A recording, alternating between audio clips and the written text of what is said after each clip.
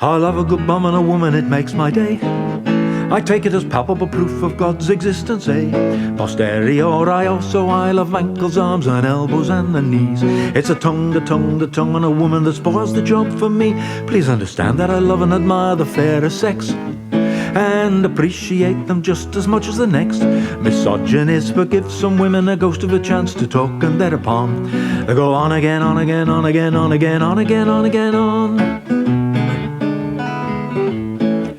I fell in love with a woman with wonderful thighs and hips, sensational belly, I just never noticed her lips were always moving when we got to the altar, and she had to say I do. She took in a breath and stuck out her chest, and after a moment I knew she could have gone on again, on again, on again, till the entire congregation passed out and the vicar passed on and the choir boys passed through puberty. At the reception I gloomily noted her family's jubilant mood, her maniacal laughter and the ghastly gratitude.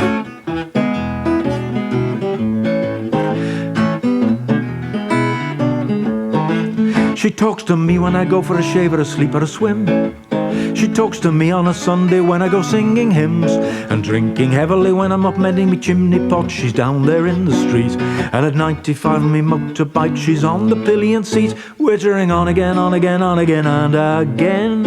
When I'm eating or drinking or reading or sleeping, or when I'm spelling me rosary, she will never stop talking to me. She is one of those women who will never use one or two words if a couple of thousand will easily do.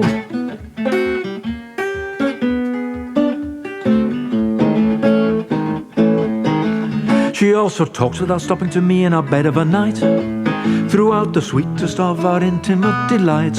She never gives over even as we go hammer and tongs along towards the peak, except perhaps for one short groan or one perfunctory squeak. Then she goes on again, on again, on again, and I must assume she's never noticed that she's just been interrupted. Totally unruffled she is, and as far as I can see, I might just as well have been posting a letter or stirring up me tea.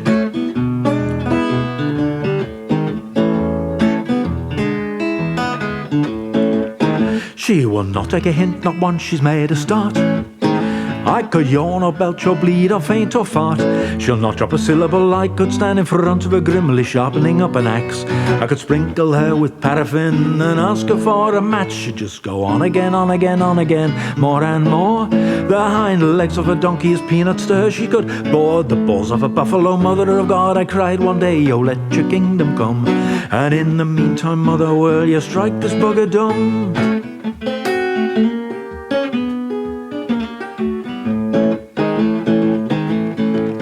Well, believe it or not, she appeared to me then and there, a holy virgin herself in answer to my prayer.